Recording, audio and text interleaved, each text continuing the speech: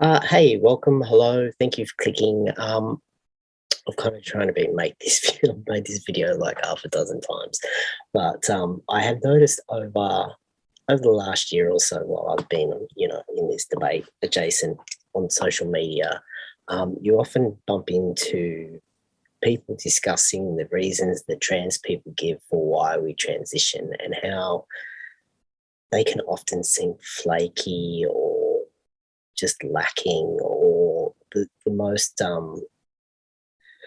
the one I hear the most is that these are the reasons are always based in stereotypes. And I bumped into this problem ages ago when I first started to transition, going to the GP and then to the counsellor and then to the endo, and having to kind of explain myself.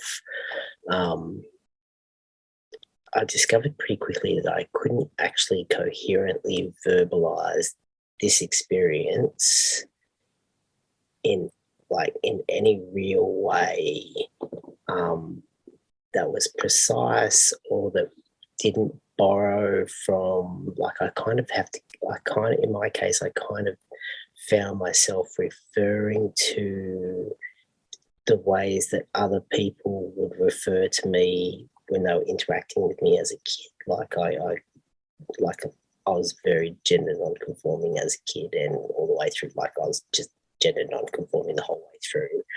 Um, so much so that it kind of made other people uncomfortable, and they would kind of verbally gesture to it and kind of say, like, I got a lot of, like, you should have been born a boy or not while I was growing up. So when I kind of went to,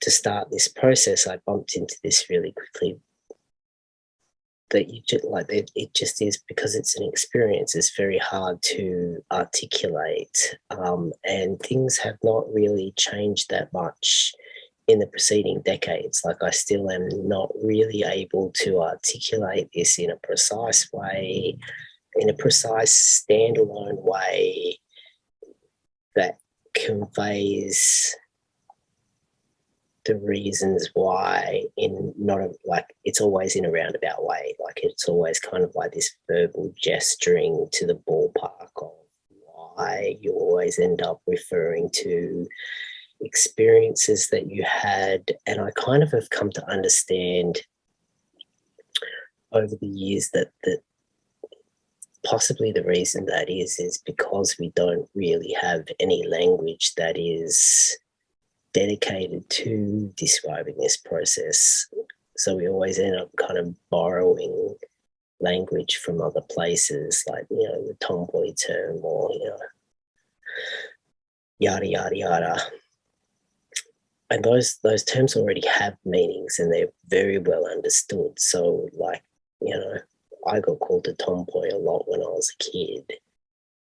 But when people use that word for me, there was generally always a serious edge tone, like a nod nod, wink wink kind of thing. Like, it was very strange. There was like this knowing element to it, that wasn't quite right. That was, that was the extreme of that experience, almost to the point where it became something else. But because there is no word for that something else, and we don't really understand that, and because it's so rare, there hasn't really been any language developed to describe that experience that is well understood, which kind of makes discussing this stuff really problematic. And it also leaves a lot of room for confusion and misunderstanding. And, like, we're kind of seeing, I think we're seeing that in a bit of, like, younger people deciding to transition at the moment, because they kind of feel a bit weird, and it's like trying to describe these experiences, which are entirely subjective, just becomes really problematic. So, of course, when someone's looking at, when someone hears someone, a trans person talking about their experience, it's very, very, very easy to pull their words apart. because of course trans people are exceedingly rare, so the chance that you're going to bump into that the average person is going to bump into someone who ends up transitioning is really really small. So it can easily not make sense to people that haven't seen this up close. And I mean, that is just the way it is. But yeah, it's kind of been really really eye opening being part of this, or like even just a tiny part of this has been quite eye opening. So why did I transition? Um, I was very lucky growing up in that. Let's get the mother stuff out of the way now. So about a decade ago, my mother dropped a bit of a bombshell on me and told me that she thinks that I'm intersexed because when I was born, there was something a little bit irregular about my junk, and that she noticed it, but no one else did. And I kind of had a weird medical thing happen when I was a kid that they couldn't explain. But by the time I got to adulthood, and she told me this 10 years after I transitioned, like 10, 12 years after I transitioned. So I didn't know this, that she thought this growing up.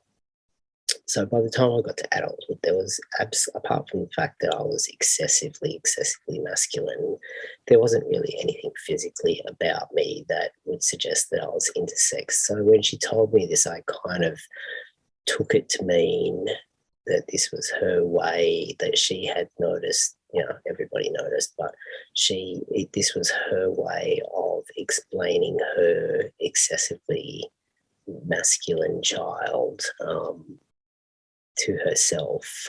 And it certainly made sense because, like, her dropping this bombshell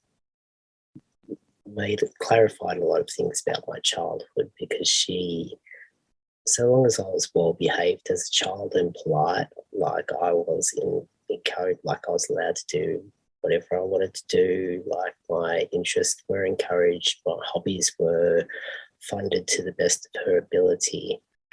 And she also verbally and non-verbally reinforced to me as a child or a little person that, yes, however different I may have been in behaviour and looks from the people that were around me, like I was human, so it wasn't that odd, but you know, pardon me. That, however, she kind of reinforced that, like, even though I was obviously a bit different, my behaviour was human behaviour, and I fell somewhere on the bell curve, and that was totally natural and normal. And excuse me, yeah, that was totally natural and normal, and this was just my personal cross to bear, and that everybody alive has their own internal, external thing that they have to deal with, and there's nothing to see here, move along. So I didn't really internalize much of the, people telling me that I should have been born a boy was kind of one semi-constant refrain from neighbours and friends and family friends and blah blah blah blah blah. But I didn't ever really internalize that. I always took that to be them trying to categorize me, or them articulating for themselves that I was a bit more masculine than a normal girl. Like, it was very strange, but I remember kind of people saying stuff like, very earnestly, like, you should have been born a boy, and kind of just, like, what are you meant to do with that as a kid? You kind of like, I just kind of blew it off and went, well, I wasn't, so why are we having this conversation? Kind of, let's move along here. But I didn't really ever like it was just like water off a duck's back, really. Like it just didn't, never really penetrated. Sorry, I've just come down with COVID, so I'm a bit croaky. Um, yeah, so she kind of reinforced that this was, like everybody is different in some way, and there was really nothing interesting about this. So just come on, move along. That whole thing. Um, but I did have lots of, you know, I want. How do I explain this? I didn't ever. I was very happy to be me. I was very aware of the fact that I was a bit different, and that was not a big deal to me in any way, shape, or form. Um, there are moments of embarrassment, of course, there were, but I kind of, I always did that thing where it's like, well, everybody suffers from embarrassment at some stage or another. So, whatever. And I would kind of, try to maintain a balance as best I could. Um, and I was never really jealous of boys. I never really actively, even with all of that going on, I was never, I don't ever think I ever thought I should have been a boy or I want to be a boy, or that that penny never dropped in my mind. And then when I got to I got to 18, 19, came out as a lesbian, and that was kind of cool, but it was still a bit like, it was very, very cool, but it wasn't quite right. And when I was about 19, I was going to a young lesbian support group, and the gender center sent over two people to do a talk, a man and a woman, and the woman was very obviously a trans woman, and the man was a very slight, wispy, kind of frail looking short man and I was fascinated by him, fixated on, like I could not take my eyes off him. And I remember thinking, like, the guys from the gender center, like, how I could not have known, but like, it was a time where this was just inconceivable. So I remember looking at him and thinking, can he be a man and not a man at the same time? And then, of course, he outed himself throughout the chat, and it was very much high. I think this was around the time, shortly before or shortly after the T got added to the LGBT.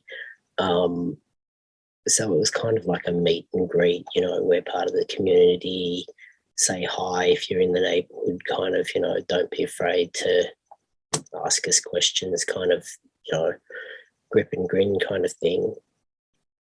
And I remember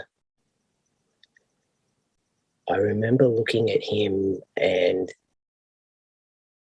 posing the question to myself, but I kind of already stood out like pretty significantly. Like, I'd never had to out myself as a lesbian. Like, you could tell on sight that I was a lesbian. And I had a love-hate relationship with, like, I loved being myself and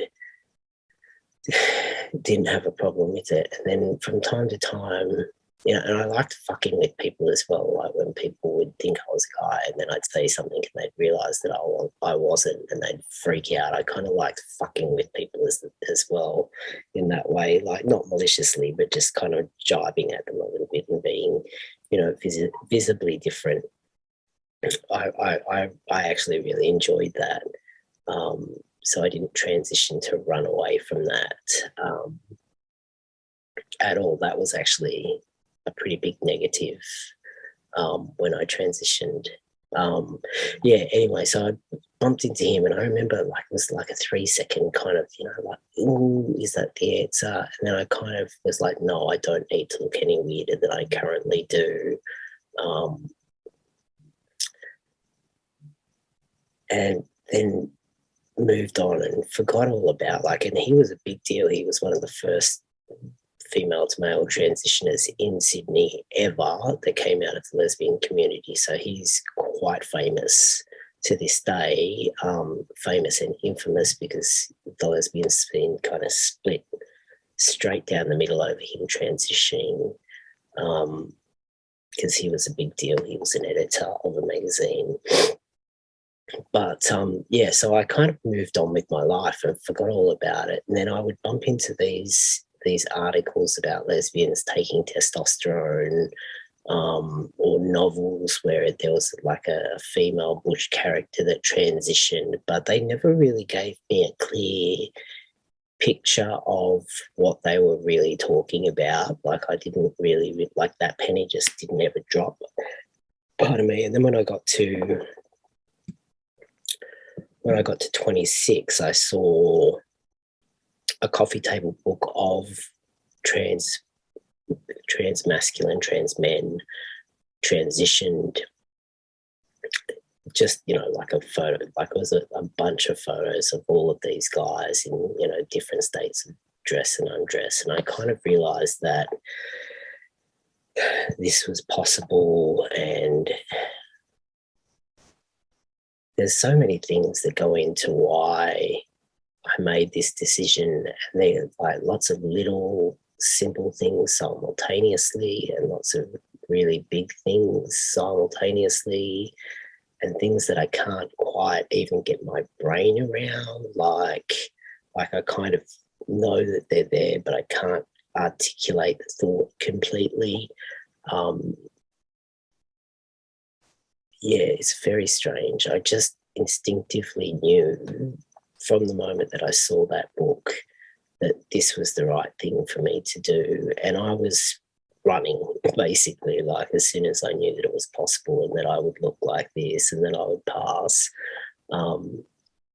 It was just like suddenly the curtain drew open, and I kind of made all of these realizations. This sounds so cheesy. Like it was just like, oh shit, that's it. And I kind of say that I have said, and 3 months later I was transitioning. But to be honest with you, I don't even know that it was that long. Like after having spent a lifetime, not quite feeling at home or not quite finding a home, or, all that sort of like just feeling at odds, the thought that I was going to wait longer than necessary it just seemed like a ridiculous concept. So why would I do that? And I kind of did everything wrong in that I did very little research.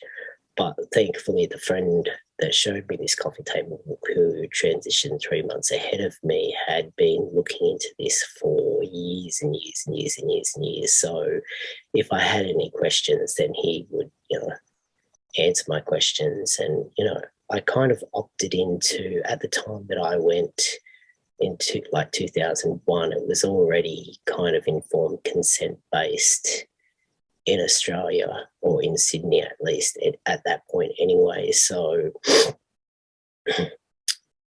I didn't have to do any counselling whatsoever. I opted into group counselling for like up to a couple of years afterwards, because it just seemed like a really good idea. And I met, it was about a group of anywhere between 8 and 15 guys. People came and went, and we all kind of supported each other, and we all identified slightly differently from each other. There were, genderqueer people and transsexuals and transgendered people, and, it was a mixed bag. Someone like that, there was a 60-year-old in that group. That was really beneficial in, by talking about things. Kind of meant that I came in with my head screwed on, and I bumped into the whole "you were born in the wrong body" thing around that time. There were a few people that believed that, or kind of went with that vibe. That kind of didn't really work for me. It didn't make much sense to me. So I kind of thought that I was joining the cohort of, there's this long history of passing women, like women who who present as men and who are then, some go off and quietly live in the world as men, and at some stage they are discovered or revealed, blah blah blah blah blah. I kind of thought I was joining the modern version of that cohort. But I have to confess, I didn't really fully understand at the beginning how much hormones would change the way I think and feel and interact with the world. So I'm not like I still have that as a part, like as a large part of how I feel about things, but there is an element to which that doesn't quite explain it, because hormones are a very large X factor. I don't know that my reasons for transition have changed much over time. When I realized pretty early on that lots of this just didn't make sense, like it doesn't make sense when you verbalize it, but it totally made sense to me from my experience. I kind of was very easy. It was very easy for me to just kind of shrug my shoulders and go, it is what it is, and I can't explain it. But that doesn't mean that it's not a thing. It just means that I can't explain it. The experience itself has been so rich and so rich and so rewarding that I would do it all over again in a heartbeat, without any consideration. It just was the right thing to do. Whatever happens in the future, it was the right thing to do. It kind of feels like a bit of a cop-out. It feels like a lot of a cop-out, to kind of turn and say, well, everyone I know can understand this, but that has meant a lot to me, like that even though I can't explain it, that it is tangible to those who are around me, who I'm sharing my life with, that they then turn to me and go, yeah, that makes total sense, and you're so much more at home at yourself, and you're so much more you now. Like that means a lot to me. It doesn't validate my experience. Like I so hate that word, but I suppose it places it in some kind of context within my life. But I couldn't explain it to you if I tried. Like it's very difficult to explain this without referring to other people or experiences, or the way my life has like my life stories. And I kind of think that that's because this experience is my life story in